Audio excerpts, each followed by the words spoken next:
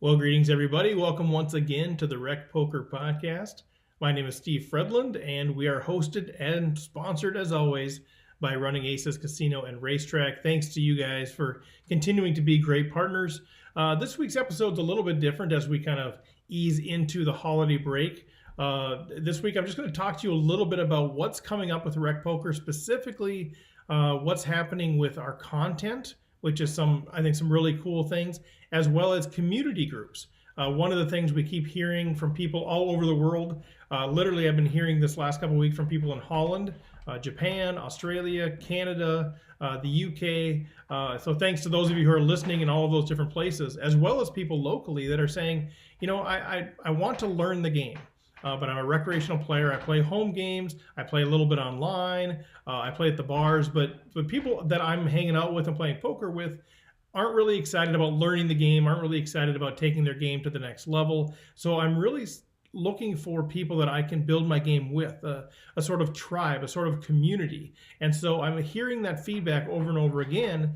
And I'm thinking, you know what, there's a lot of great content out there that people can get. I still want to be able to have access to that, to curate that, to bring that down and put that at the level for us recreational players. But I also want to focus on building community. And so that's a lot of what we're doing. I'm sure you've already sensed that. I've talked about it a little bit. But as we move forward, I want to do more and more of that community building among recreational players, because even the pros will say they've learned the best when they've done it in a group with people that are kind of at their level, trying to learn the game together and get better together. So more and more, that's what I want to try to do. So I want to talk a little bit about that's coming up. Just quickly, a reminder, this Sunday is our Play and Learn. If you are local in Minnesota, we still have openings for that, but it's going to be fantastic, where we actually play and then flip over our cards and talk about it. We'll have one session where I'm leading the discussion. We'll have another session where Matt Hamilton is leading the discussion. So it should be really good. Also, if you haven't, check out the blogs. We had a couple of weeks there where Brad Olson talked about his learning the game and his first trip to the casino. This week, Chad McVean chimed in and he talked about some of his experiences there, just that his feeling that I'm just not good enough, and what does that mean? And he wrote a really good piece on that. So check those things out. We still have available the online player panel. There's a 2-hour discussion with Matt Hamilton and Max Havlish and Ian Matakis and Alan Carty. That's available for $10 at recpokertraining.com. So you can check out all of that sort of stuff. But again, today I just want to talk a little bit about where we're going in this idea of community groups and our content. And so, I have access to a lot of different players. We've had a lot of great players on here, and they want to come back on here again. And I've been thinking through, how do we leverage their expertise?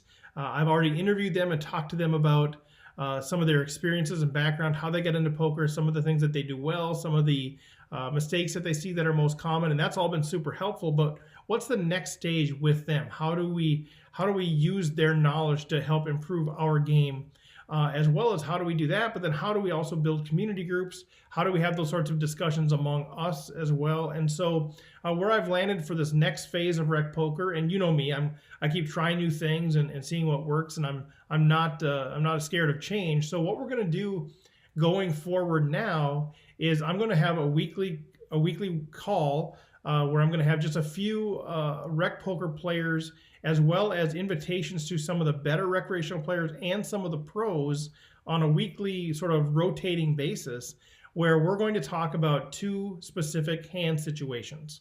And so maybe one week it might be us talking with Chris Fox Wallace. Another week it might be with Matt Hamilton or Max Havlish. But we're going to bring in some really great players.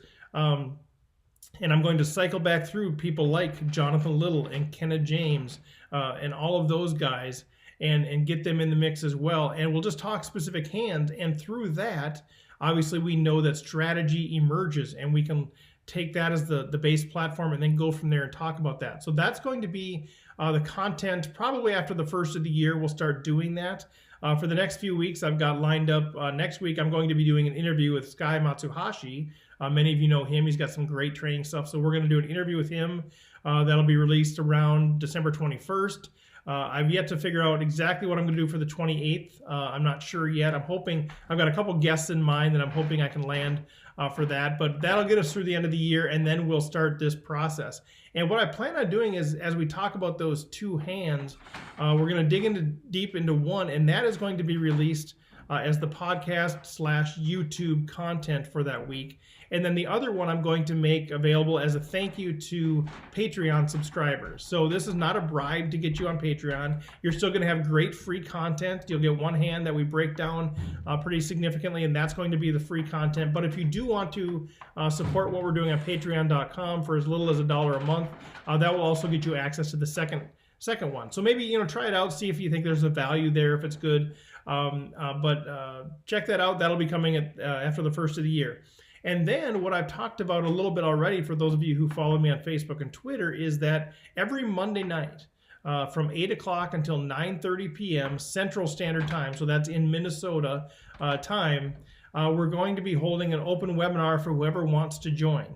So we might rotate through like who the panelists are going to be, kind of having the primary piece, but generally it's going to be an open conversation, a community building opportunity, and I'm actually referring to these as community groups. So if this is popular, we'll start more of these, but the idea is to get a group of people on a regular basis learning and growing in their game together. And so the idea that I have initially is to start with those same hands that I'm going to be talking with the pros about and kind of use those as a starting point for our discussion on Monday nights. But we can take it wherever we want to go. People have questions or they have a specific situation that they encountered. We'll bring that up on that show and we'll just talk about it. So it really is just an online discussion group. If it gets too big, we'll probably branch off and do another one just because I think there's value in not having those be very big. So 8 to 9:30 p.m. starting on Monday, January 7th.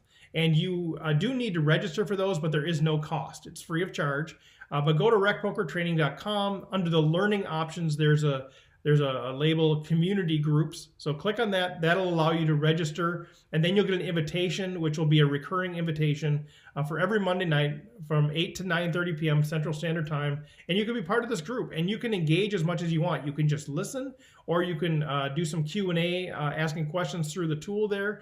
Or if you want to be highlighted, if you have a specific question, we can actually allow you to then present to the group. And you can do it that way. So we'll kind of see where it goes, but the idea is just getting us together, getting us in a room, people that are trying to learn and grow the game together, and just kind of see what happens out of that. And I'm super excited about that. It's something a number of people have asked for, and I think that's going to really help us grow our game as we can engage that way. So do that again next week. Sky Matsuhashi, we'll talk to him about that. Oh, and I also wanted to give you a heads up too. Last week I had Chris Fox Wallace on, and he's a World Series of Poker bracelet winner. He won the 10K. Is it 10K? It was the horse event. So a mixed game, just a great guy, great player. And he is heading up along with Brian Soja and Jordan Handrich. Is that how you pronounce your name? Sorry, Jordan, if I botched that. But Jordan and Brian and Fox are leading iNinja Poker, and they've got an event this Saturday down in Iowa. It's their first one. It's kind of the resurrection of iNinja. And then they've got some really cool announcements coming for other things. And Fox and I are going to start working a little bit more closely together. They're doing a series out at a casino that I think is yet to be publicly released. And we're going to see if we can do some rec poker things around that and try to get a group of us to go out for a week or something and do those events. That could be really fun. And maybe give away some things as part of that.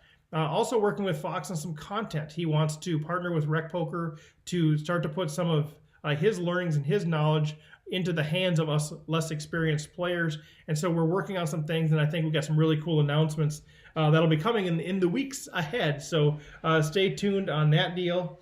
Also, one thing I wanted to bring up is, and I talked about this a little bit before, but a lot of you are new to RecPoker since the summer of 2018 and really didn't know about us prior to then. And part of that was we were on the Poker News. I had a chance to be interviewed with Sarah Herring and have her on our show. She's Aunt Chardonnay if you follow her on Twitter. And that really boosted our exposure and our listenership. And so the number of people listening to the show pretty much tripled after that time, and has continued to grow since then. But for those of you who had joined us then and haven't had a chance to go back and look at some of our old stuff, I wanted to let you know that there were some amazing interviews that we did that haven't been heard by nearly as many people as I think would find value in those. So I want to encourage you to go back and listen to some of those. Specifically, one of the things that triggered this thought is many of you know Aaron Johnson. He's from Minnesota, just a super nice, great young player. He just completed something that's, as far as I know, unprecedented. And that was winning Player of the Year on 2 major tours. So Aaron was the Player of the Year for the Heartland Poker Tour, and he was also Player of the Year for the MSPT, the Mid-States Poker Tour. Just unbelievable. That it's an amazing accomplishment to win Player of the Year for one of those, but to win both of those for the same year, I think is pretty crazy. And Aaron doesn't give a lot of interviews, at least recorded interviews. And I've tried to get him back on the show a few times, and he's reluctant to do that. And I totally understand that. If I was running that good, I wouldn't want to give away anything. But I did have a chance to interview Aaron a long time ago, episode number 28. And so I just want to encourage you, go back and listen to that. I thought it was a really great interview with a really great kid, kind of hearing his story, but also a little bit of insight into how he thinks about the game, thinks about variance and all of those things. So check that out. But just wanted to also make you aware that there's some other great interviews that might be worth checking out. See if any of these kind of strike your fancy. But Ku Vang, who was number 42, Chris Fox Wallace, who was number 33, Minnesota Hall of Famer Mike Schneider was episode number 30, as well as a 2-part number 87 and 88. Also have interviewed Kenna James, Sarah Herring, Craig Casino, Sherry Bukowski, Brian Soja, Hunter Sitchy, Joe Bernard, World Series of Poker bracelet winner John Redding, Zach Elwood, Jonathan Little, Matt Hamilton, Vlad Revniaga, Mark Hodge, Jason Seitz, John Kim, and others. So I just want to let you know there's kind of a whole warehouse of great interviews if you like the interviews. I know me and some of the rest of us are more geared toward give me the strategy, and there's certainly some mixed in there. But if you like hearing stories about how people got started in poker, their overall approach to the game, what they see is the biggest mistakes people are making, those are generally the questions I led with for most of those interviews. And so I think there's some really interesting stories that have come out of that. So I just wanted to remind you to go back and check those out. So this episode, not a lot going on. Just wanted to kind of catch you up to speed on some things. And also a heads up, or I guess an FYI, that I continue to work on my pre-flop strategy, continue to have discussions with people. I feel really good about where I landed with that. But as I've been playing, I've been going, well, maybe there's some different things I could do here, some different things to do here. I don't want to be as tight to that range. I want to be more aware of the table and those things. And so I still like what I have as a default, but I've been playing with some things. And so I'm excited to share some of those as we go further. But I think this is a period where I've said it, I've done the research, I've done the math, I've figured out how I want to be polarized in my ranging. And now I'm going to just keep applying it for a while and see what happens. So more to come on that as we go. But I'm really excited about the next steps with RecPoker. Again, Sky Matsuhashi, we're scheduled to interview coming up here in the next few days. We'll air that, assuming that interview happens. We'll have some other cool guests, hopefully, for the end of the year. And then we're going to get into just start pounding hand histories at the beginning of the year and using that as a launching pad to figure out how should we be thinking about these things. So the goal is still to understand the principles of the game and the principles of decision making, but we're going to start using specific hands and specific scenarios to help, I guess, solidify some of those principles and see how do some of the top players navigate through some of those really tricky decisions, and how much weight do they give those different factors, and ultimately which factors win when you're facing a situation where you could go either way. As Jonathan Little says, there's no hard decisions, there's just close decisions. I still think they're hard, but Jonathan would just say, no, that's just it. They're just close. It could go either way, and maybe there's not even a bad decision. You just have to pick one. So we'll see where that goes. So with that, that's it for today. Just kind of a quick little burst. But check out those community groups. I think those community groups are going to be really fun. Check out the old interviews if you sort of enjoy that thing. And if you're listening to this before this Sunday, feel free to come check us out at the Play and Learn, or give me a call and we can kind of talk through that stuff. That's on Sunday, December 16th. So it's coming up quick. So with that, that's it. Once again, thanks to Running Aces. Thanks to those of you who are out there supporting us on Patreon already. Thanks to those of you who are just listening and just encouraging. Man, when you do something like this, there's always folks that aren't always happy with what you're doing. But I would say 98% of you have been very encouraging and very supportive.